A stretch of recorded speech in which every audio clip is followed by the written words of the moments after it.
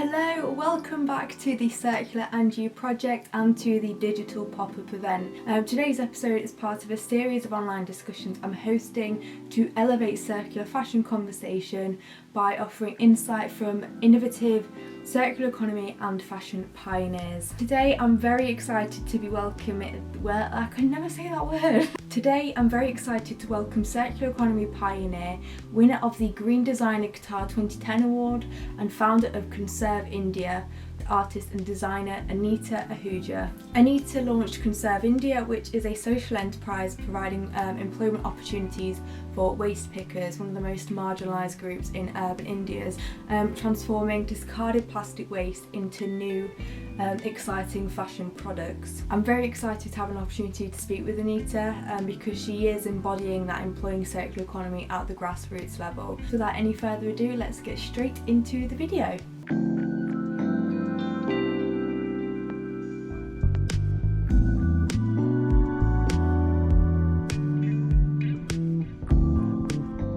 Hello. Hello. How are you? I'm all right. You tell me. I'm very good, thank you. Thank you so much, Anita, for joining me this morning. It's so lovely to meet you. So am I. I find your project very interesting. I would love to hear more from you. Have you had a look at it? Yes, I did. And what I understood was that you were going to have a pop-up of all the people who are having this conversation on circular. Yes, it sounds a good idea. Oh, thank you. Yeah, it's part of my master's degree. So I've launched, it's called the Circular and You project, and I want to try and bring consumers into circular economy and circular fashion conversation. And I want the end outcome to be a sort of digital pop-up event where I get insight from thought leaders like yourself to give their perspective on these topics. So, because I just think it's so interesting and people want to hear about this. So yeah, thank you so much for giving me your time today. I really appreciate it. Thank you. I wanted to speak with you because I believe that in its most authentic form, a circular economy should serve to benefit communities, benefit small independent brands with a core mission of good, something which I think your organisation Conserve India upholds beautifully. But I'd like to start by asking if you could tell me a bit more about yourself and the kind of work that you do. I have been working in this field for many, many years. And I started as a non-profit organization working with waste and other environmental issues. It was, I was running more of awareness programs in our communities. But then, I realized that we are working with very poor and vulnerable communities called the waste pickers. And needed certain supplement in their livelihood, and it is not easy to make ends meet. And so I thought it would be interesting to set up a social enterprise where we train them and make products and we help in finding markets for them. So that it started about 15 years back. So at that time, there was really no concept as social enterprise. Yeah. So just started working. I was helped a lot in developing of my techniques in waste by many, many interns.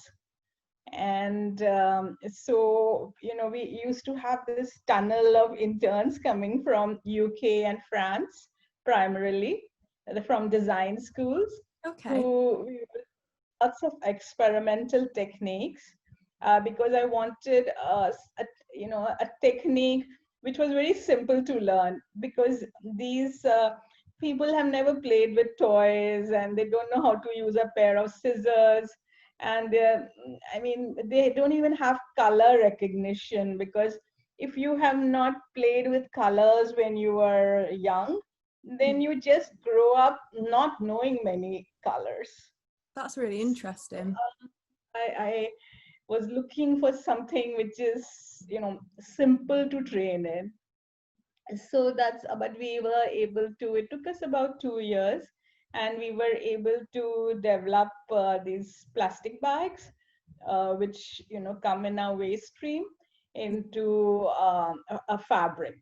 And we could make many designs on it physically. We don't melt the plastic. And so it was something we could do it in a very decentralized, informal manner.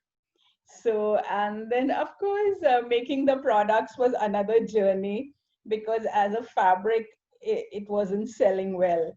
And we were not exposed to exports or Indian market, so we didn't even know how to go about it. Yeah. But friends pitched in, and we made number of products, and we finally kind of zeroed on to making handbags and shoppers, because we could get a good price for it. We did make cheaper products like wine bags and all, but then the selling price was lower, and so we could not pay everyone down the line. So we started making more sophisticated products which we could sell at a higher value. And and then we got into fair trade. We are members of World Fair Trade Organization. And the fair trade world helped us tremendously in not only in giving us small grants to build our capacity, but also, most important, by placing orders with us. Yeah. And so I'm always very proud of my association with the fair trade world. And so that's how, the journey went on. And over years, we were able to build a larger community of workers that we work with. And we are also now, during this whole years, we did get into other materials, other waste materials away from plastic, like tire tubes and seat belts and fire hose and several other materials. So, we were trying to understand the fashion trends and keeping an eye out as what's working in Europe. Yeah. And that's how we kind of innovated. And we have till now been successfully exporting. Wow, that sounds like quite an incredible journey that you've been on. It really is. Is fashion something that you've always been interested in? Actually, I'm not really a fashion person because I came from the development world. So I was more into capacity building and creating livelihoods. Yeah. And fashion, I don't have I'm not qualified designer, but I learned with, I think main contribution in my thought process has been the interns that we had, because collaborating with young students, and especially since they came from the best European schools, I had very experimental and an exciting time in learning Yeah. from kind of the best minds, I feel. So so I've been lucky in that I got so much training. And also I was helped because we had some very talented artisans who could make products very well. Yeah. So I learned, and gradually I got involved in fashion. Now I feel I'm very happy to notice a lot of change happening in fashion, and I'm really excited by the new changes. Yeah, there's definitely a lot going on in the industry right now, and it sounds like through having the interns you had a real good exchange of value, because you've benefited but also they've benefited from coming to be with your organisation. So that sounds like a really powerful interaction. What was your main reason for wanting to start up Conserve India? My main drive at that time was the waste pickers, the life that they were leading was really, it still remains to a large extent, landfill sites. It's really not even fit for human existence. And so I wanted to, kind of give them job stability, and so that they could, move into a better house, and the children can go to school Yeah. and healthcare. So it was just the basics of these which drove me. That Because at that time plastic was really not a very talked about problem in India. Like we knew we were heading towards like a waste tsunami, but 15 years back it still wasn't very much, dominant thought process. Yeah. So it was the plight of those waste pickers, which were the initial movers. Uh, After that, of course, you grow in an industry. So I kind of grew in the fashion industry. And fashion industry became more and more like a big buck businesses, and outsiders and who were trying to innovate were kind of sidelined completely, because we weren't really catering to the wedding market. And so as a legitimate, credible voice in design, we were not really acknowledged. uh, so but it was all right, because we were busy with our own work. You had stuff to do. So we never really bothered. Yeah. But today I'm getting a lot of requests for interviews, to come on forums, to be on the boards. So when I'm hearing the various conversations happening worldwide, I feel like somehow fair trade and activism and fashion are reaching a new consciousness. Somehow the conversations are quite similar, and there is an element of activism again in the fashion industry, I find. I completely agree with you, to be honest. I think there is an element of fashion activism, and it's sort of really been put into perspective this year. I wanted to touch on something that you said in a webinar that I joined with you, deploying circular economy at grassroots level, which was a couple of weeks ago. And you said something in the webinar that really stuck with me. And you said that India had become quite the dumping ground. Are you able to expand on what you meant by that? Well, for many, many years, generally the waste of Europe and America has been dumped in the developing countries. Whether it was plastic, paper, textile, it took different forms, electronic waste. It took different form and shape, but definitely it was being dumped. And, and we had those loopholes in our policies and laws, which were easily, people were ready to overcome and, become the receiving end. But and in spite of all the, we have so many trade negotiations going on climate change, still it was like nothing was really being achieved. We felt the targets were like every country is supposed to be responsible for their own pollution targets, but we don't see it happening on the ground. I mean, they prefer just finding easy routes and, trying to buy and sell the carbon credits, or some political game going on, and delaying the whole climate issue. While climate change has been declared an emergency, the countdown has begun, but I don't see any a transparency in the political processes, which can assure a common man that the decisions are happening fast and things will be better in the future. So those signals are not coming, but some communities have to start fighting more then. So so then who should do that? I mean, we can't leave it just to the climate change activists, because they're just a small lot. It has to be backed by industries. Like you have the oil industry, there are there are industries. Till the industry does not back, then where is the money coming from then? Mm. It's very difficult for a movement to sustain and not get hijacked if, you know.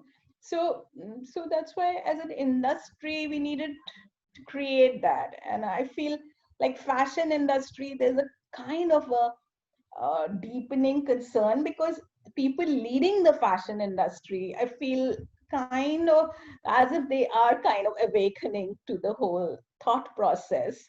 Yeah. And believe me, a world is crazy about fashion. Like, so if the fashion industry goes on a different level of consciousness, can we align ourselves with positive forces which will be good for earth? Yeah. It's So yes. sorry, go on, Anita. So yes, I have been thinking on these lines. I mean, at least 10 years back, it was impossible to talk on any fashion forum.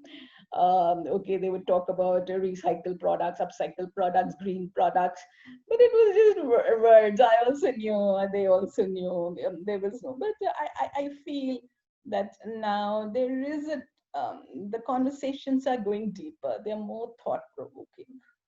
I think bigger conversations are definitely happening, and what's really interesting is consumers are engaging in these conversations more as well, and I think that's hopefully driving the industry to hold up a mirror to itself and actually question how it operates in a bigger context. So that's really interesting.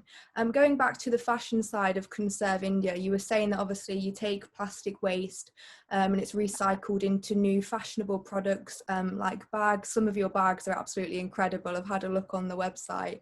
I'm curious to know who designs these fashion products. Is it just down to the individual maker of the bag, or?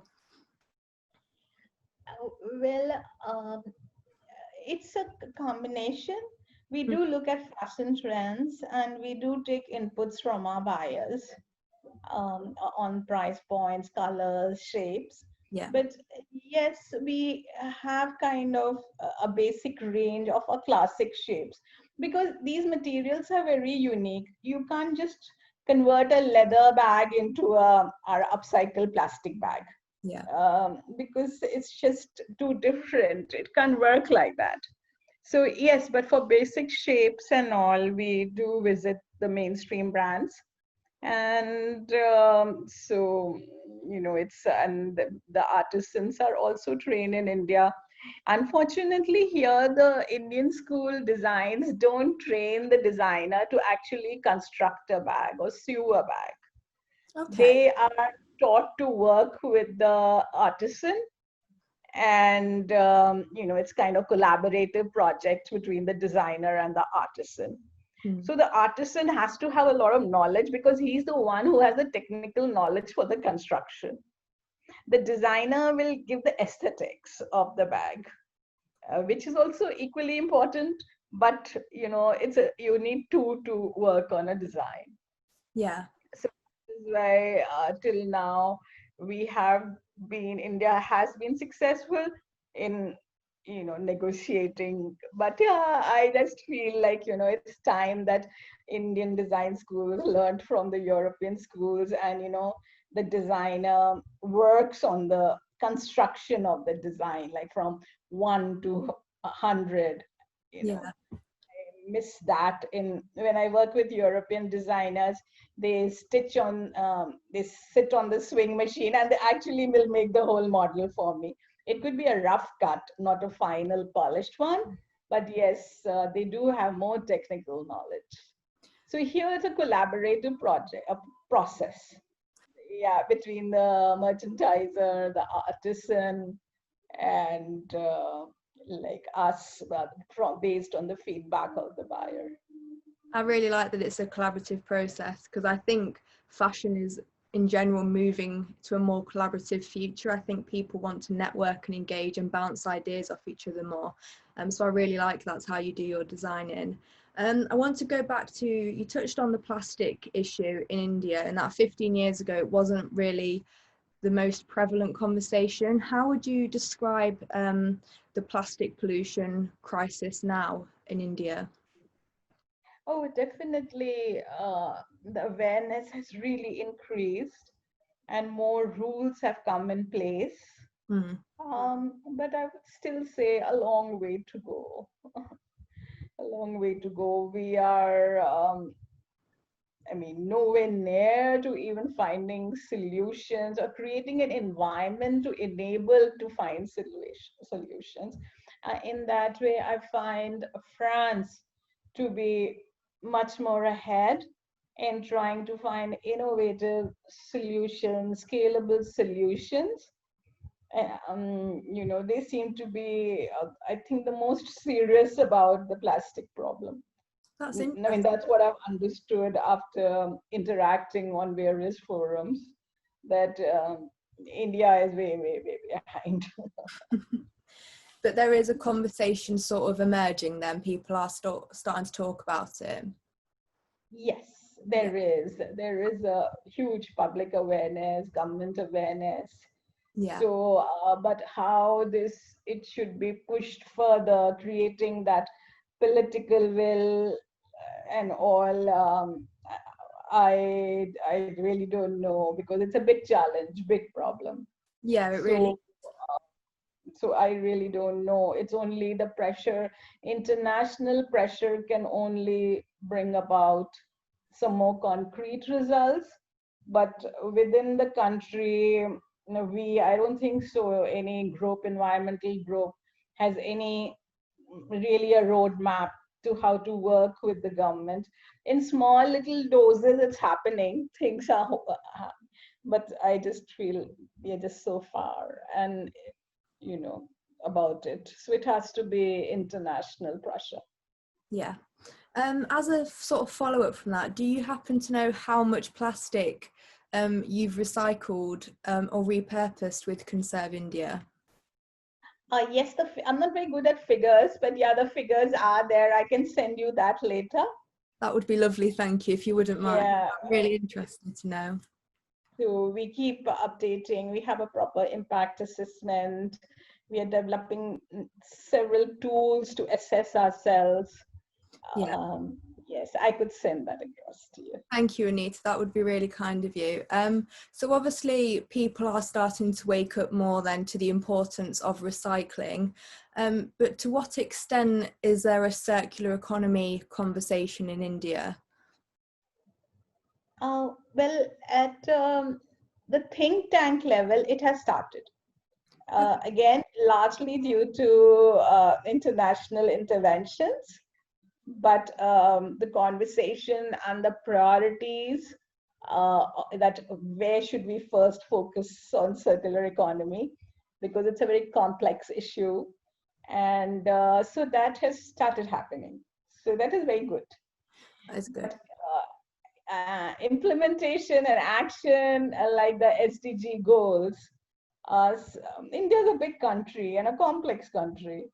So some states have taken steps to start, having good conversations and writing some call for actions and things. So I won't say nothing is happening, but well, it's very slow. Yeah, sort of in its infancy then, sort of just starting to emerge. Absolutely. I think we'll wait for Europe to give us those good examples and stuff like that.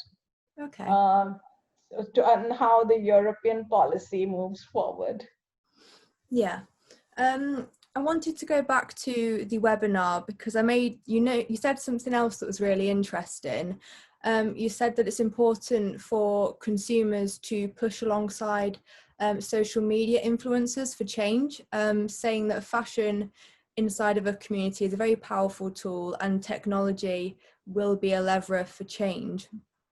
So how do you think social media and technology could help to advance the circular economy?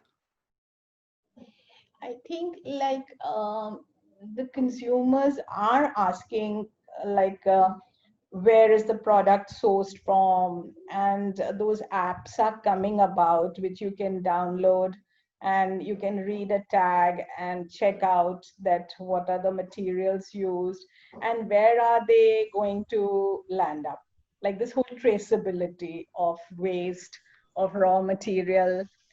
But I feel all those brands who are coming up, or even the major brands who are going in for circular economy, like whether it's a jewelry brand or a shoe brand, or big brands have started talking about circular economy, uh, and showing that they have a commitment.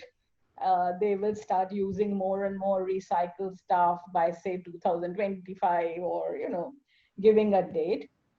The weakness is in the supply chain. The recyclers are not organized to supply the waste. For example, if you're a jewelry manufacturer and you want to substitute your gems and stones 50% by recycled, but the supply chain is not there to give you the raw material, and most of the brands don't have their own units which they can control. They work with smaller suppliers. uh, so then how will they control the sourcing by the smaller suppliers who supply to them? So the problem I feel is not, I mean, the big brands can set targets, but if they don't get the materials, how are they going to fulfill it? Yeah. It's like passing a buck, and they're not doing enough for the supply chain. So like I work with several waste pickers. Nothing is being done on the grass. Like, they are this, you know, so, so then so there I find these, then just as we had a lot of greenwashing happening with H&M and other brands coming up with their own, brands which made them look good. But then we all realized it was greenwashing because maybe only the label was like that, sourced from that particular buyer or something. Yeah. So similarly, I feel there'll be a lot of, what do we say, circular economy washing, because those big ones have said like, we'll do like this, but like, where is the other steps? I mean, it's like aiming for the moon, but without building your, spacecraft. Yeah. Are you going to reach the moon then? The circular economy greenwashing, I think, was quite an interesting phrase. Just that brands may then hijack the circular economy name in a sort of greenwashing light. That's really interesting. Right. So, all these things, I feel one is consumer consciousness. One is there has to be a deeper consciousness. I mean, like this whole pandemic, like what's happened, this COVID, it's a lesson for all of us, and we are seeing environmental disruptions happening throughout the world through tornadoes and storms and this destruction happening. So like there has to be some creative industries who get that wake up call and a deep consciousness. So that is, I'm very hopeful that the fashion industry, you know and it is a very large industry, and more important than that, it's a very visible industry. Everybody is fascinated by fashion. So I feel it's a very visible industry, and if only a deeper consciousness comes in and it backs the natural way of living, the dominating czars. I know it is very important for that change to happen. Yeah. Otherwise, I don't see even, I mean, we'll keep going at a slower pace. World will keep moving along. But I just feel that, climate change emergency is for real. And Absolutely. like we saw during this COVID, some countries suffered more than others. So one should understand that, if climate change happens, it won't be equal for all the world, all the countries. Some are really going to take the hit. So maybe we should form ourselves into groups as rather than the Western world or the developing world or this world, we should form as these 10 countries are going to get hit harder. So we kind of align ourselves into block issue wise. That's really interesting. I like that way of Yes, looking at it as this well. whole, I feel has been a learning experience that America suffered such a lot. I mean, no one expected America to suffer such a lot during this last 6 months. Um, but it has. So, and amongst the European countries also, it was not equal. There were some countries who have suffered more, some less. So we should actually think of realigning ourselves with countries who will, face similar, problems Yeah. in the near future. And so I just feel a lot of rethinking has to be done. But political forces only move if, there's pressure on them, and pressure comes from many segments because it has. So all this conversation will lead to pressure because if everybody is sharing on social media, we have the same apps, so we are getting information faster, or we can organize ourselves faster. Yeah. So I think this will be a big enabler No, I agree. for us. Yeah, I Yeah. agree with you. If you don't mind me asking, how has obviously the events of this year, including the pandemic, affected you personally and affected the work that you're doing with Conserve India? Oh yes, it has affected us deeply, because we are kind of still under lockdown, and it started in March, and we're still kind of under lockdown, and jobs are lost, factories are still not fully operational, and anywhere there are market is very, very down, slowing down. Both international market and domestic market has slowed down. So, and we saw a huge migratory problem. It was really highlighted that how this, once the lockdown was declared, we all had our homes. So, but there were so like millions of people who walked from the city to the villages because they had nobody in the city to look after them. And for the first time, it was exposed in front of us that this millions of migratory labor, like it was so visible to all of us when they started their walk from miles and miles of walking by the children, by the wives. So many lost their lives, all unnecessary, because it could have just been organized a bit better. Your buses could have been provided, free meals before the lockdowns. The administration has to take certain steps for all the members of the society. Yeah. But this was not done. And for even for us development workers, it was like, it was very, very difficult, and the situation still remains very difficult. And like, for example, the waste pickers, like many of them come from villages, and now we have so much of medical waste mixed with municipal waste. So, and again, they have no safeguard.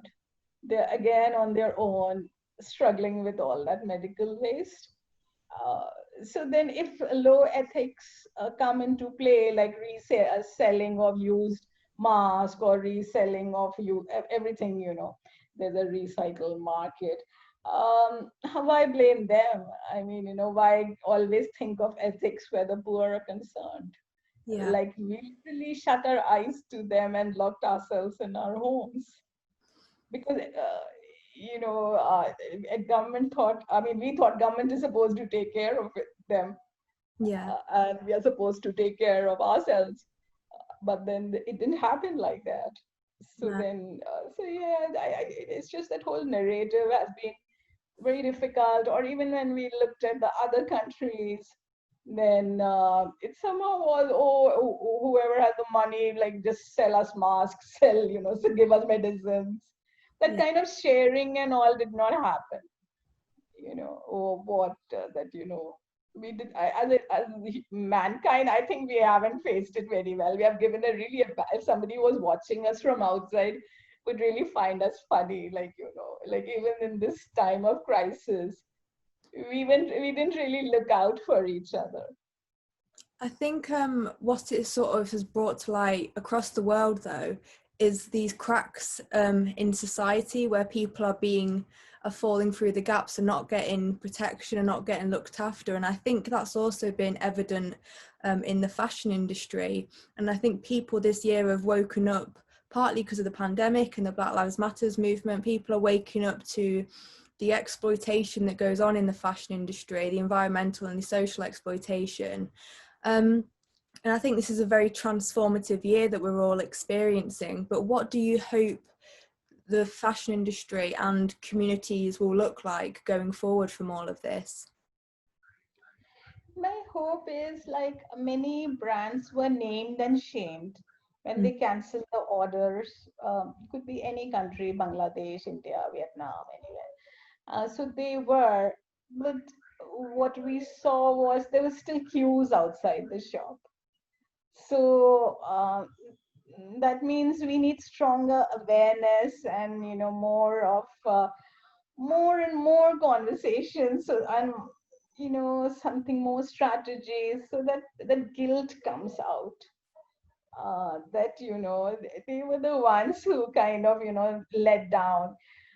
There's so many brands I can name who were really shamed for some time.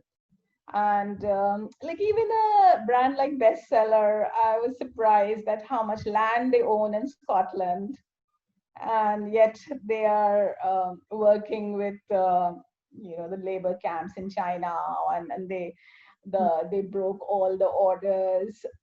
So I feel as a government, government should be also joining the people and punishing these brands. Yeah. So which I felt the government was not at all interested in it. Like, I never saw any government giving a statement against these brands, because if the government pressurizes, puts pressure, like obviously these brands will then, because it could affect their taxes and their statuses, their legal statuses.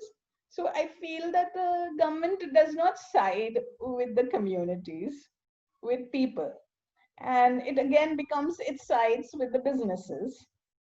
And then obviously, like at that time, when I saw the queues outside these stores, supermarkets in European countries and others, like I felt it was a failed moment. But then you can't really blame the community. I mean, that people.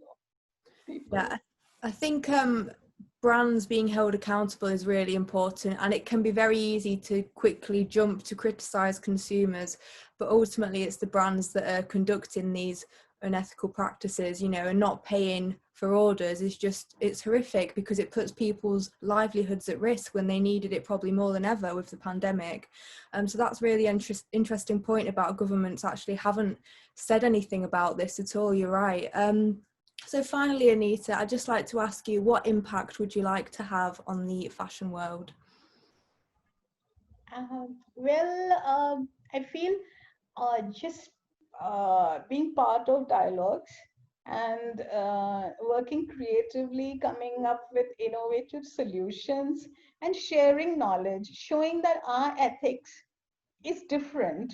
We have to not only create innovative materials so that we can stand against the mainstream brands, and work hard at really, like creating good designs which people like it and buy it, and but also being part of this world dialogue, that we are a network, we are there for each other. And even if we are termed as activist, I think it's being now looked upon as nice, good. I mean, a bit activism is good in fashion. And so the things are like, like when I am on these fair trade forums and all, there is just more awareness. I mean, people are talking about it more. Yeah. So this is a good signal, and more students like you, if start getting really actively full-time involved with it, I am sure it's going to make a major difference. I hope so. I hope you're right. Thank you, Anita, so much for giving me your time. I really appreciate it. Oh, thank you. Keep in touch. I will do. Thank you so much. And I'll let you You. know when I put these videos up live so you can rewatch it back. Sure, and I'll share it on my social media. Thank you so much, Anita. Enjoy the rest of your day. You too. Bye. Bye.